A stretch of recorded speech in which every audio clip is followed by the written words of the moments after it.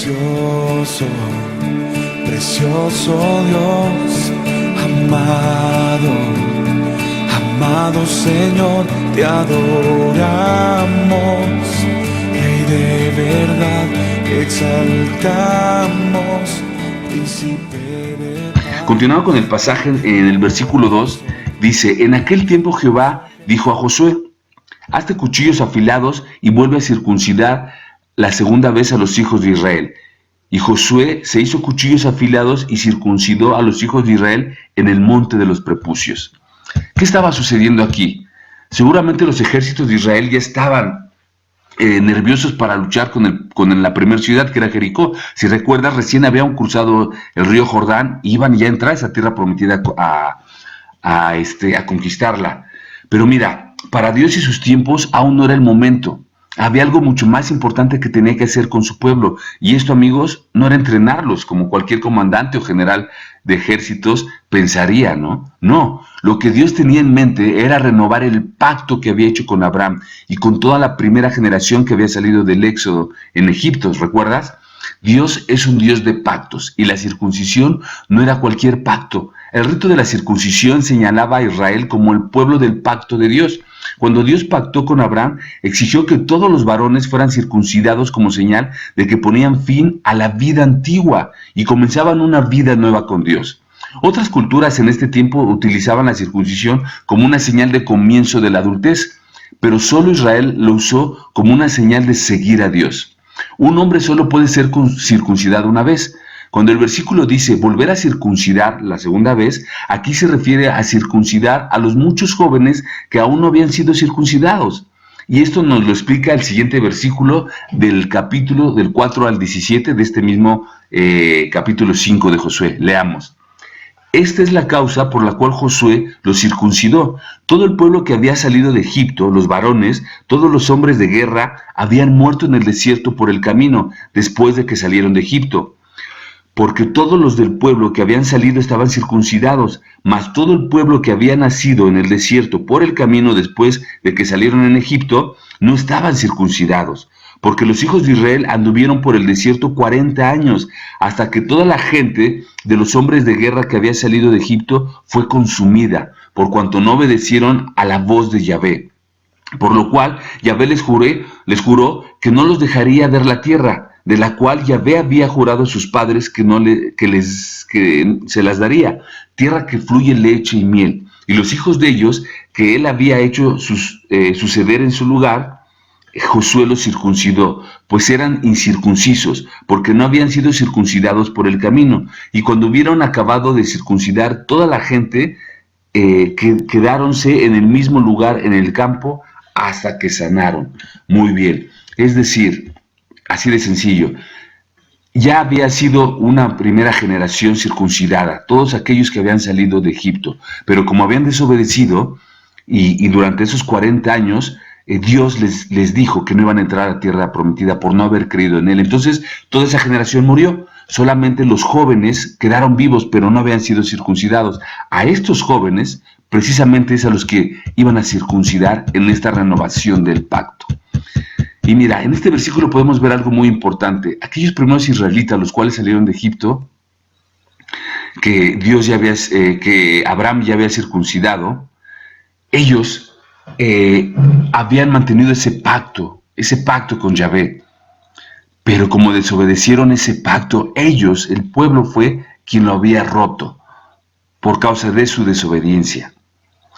Pero bueno, como dice este pasaje, toda esa generación había muerto después de que no creyeron ni obedecieron la voz de Yahvé para entrar a la tierra prometida la primera vez. Y es aquí donde quiero hablar de nuestro segundo punto de enseñanza.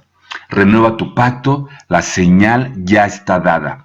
Así es, renueva tu pacto. Como vimos en el versículo anterior, los israelitas ya habían sido circuncidados y no habían creído ni obedecido a Dios y por eso murieron irremediablemente. Pero Dios, que es grande en misericordia, estaba dando una segunda oportunidad a la nación de Israel, renovando su pacto que ya había sido proclamado, que ya había hecho con Abraham desde antes. Ahora lo estaba renovando con esta nueva generación y estaba utilizando la misma señal. ¿Cuál es? La circuncisión. Mira, esta renovación de pacto que había con ellos marcaba un nuevo comienzo, un nuevo compromiso de vivir en santidad. y en total dependencia de Dios. Marcaba a los israelitas y los identificaba como el pueblo de Dios. Hoy en nuestro tiempo, después de la venida de Jesús, de Cristo, también vivimos dentro de un pacto. Así es, un pacto hecho por Dios para con los hombres, con el mismo Dios de los israelitas. Hoy como humanidad estamos dentro de un periodo de tiempo muy importante que se llama la gracia. A lo largo de toda la historia bíblica, que es la historia de la humanidad, Dios el Creador ha tenido ciertas dispensaciones con el hombre. Y me preguntarás, ¿qué son las dispensaciones? La palabra dispensación tiene su raíz en el original, en el idioma griego, y es oikonomía. Esto se puede traducir como economía, administración o mayordomía.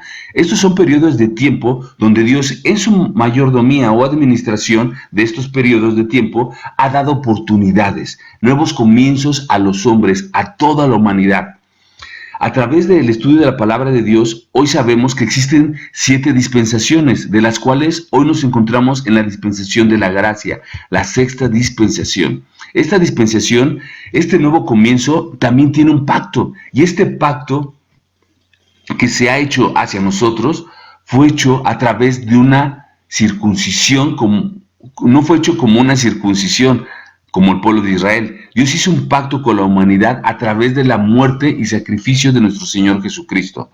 Porque mira, hoy tú y yo y toda la humanidad como el pueblo de Israel también hemos desobedecido. La humanidad, ¿cómo vive? Ha vivido sin creerle a Dios, haciendo su propia voluntad, pecando y siguiendo a otros dioses e ídolos, deshonrando así a Dios. ¿Estás de acuerdo? Este mundo vive hoy con blasfemias, divorcios, adulterios, fornicación, homosexualismo, mentira, engaños, chismes, etc. La humanidad dice creer en Dios, pero en la práctica realmente no lo hace. Jesús decía en los evangelios, esta gente de labios me honra, pero su corazón está lejos de mí. Así es, hemos sido igualitos a la nación de Israel y por lo tanto merecemos la muerte también y no entrar a nuestra tierra prometida.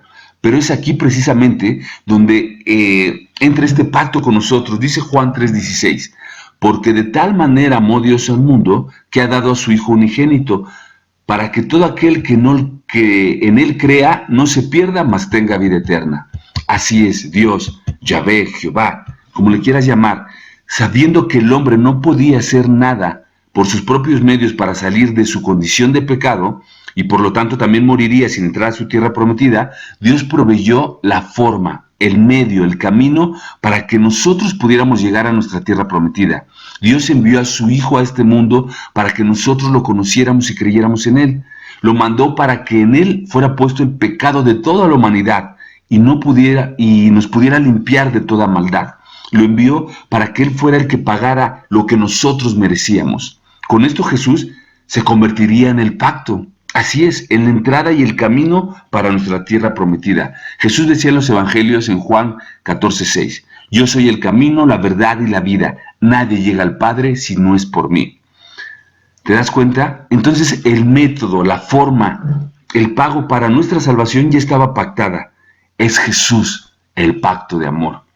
Y para nosotros, para los que creen en Cristo y creen en el sacrificio de Jesús, eso que es suficiente para perdonarnos y darnos la salvación, para los que reciben a Cristo como su único y suficiente Salvador, para estos, Dios también nos dejó una señal, que como la circuncisión para los israelitas, a nosotros nos dejó el Espíritu Santo. Así es, esta es la señal que nos marca y nos identifica como parte de su pueblo, pero más importante aún, como hijos de Dios. En Efesios 1:13 dice, en Él también vosotros, habiendo oído la palabra de verdad, el evangelio de vuestra salvación y habiendo creído en Él, fuiste sellado con el Espíritu Santo de la promesa. ¿Te das cuenta? Este es nuestro sello, nuestra señal de pertenencia a Él. En este momento, cuando tú te conviertes en hijo de Dios, no antes, mira, en ese momento tú recibes al Espíritu Santo y eres sellado. Mira, yo sé que la tradición te dice que todos somos hijos de Dios, que eres hijo de Dios en cuanto te bautizas, de bebé, de niño, pero sabes, la Biblia, la palabra de Dios dice otra cosa totalmente diferente. Ve a tu Biblia, aquella que te dieron cuando tú hiciste tu primera comunión, no sé, cuando te casaste, léela. Y te vas a dar cuenta de que esto que te estoy diciendo lo dice ahí. Mira, en el Evangelio de Juan, en el capítulo 1, versículo 12, vemos el siguiente versículo. Mas a todos los que le recibieron, a los que creen en su nombre, les dio potestad de ser hechos hijos de Dios. ¿Te das cuenta? A los que le recibieron, a los que creen en su nombre, les dio potestad. Hasta ese momento. Tú no puedes recibir a Dios, creer en Él y en las enseñanzas que nos dejó Jesús cuando eres bebé, porque simplemente no tienes conocimiento, no tienes entendimiento, eres muy pequeño.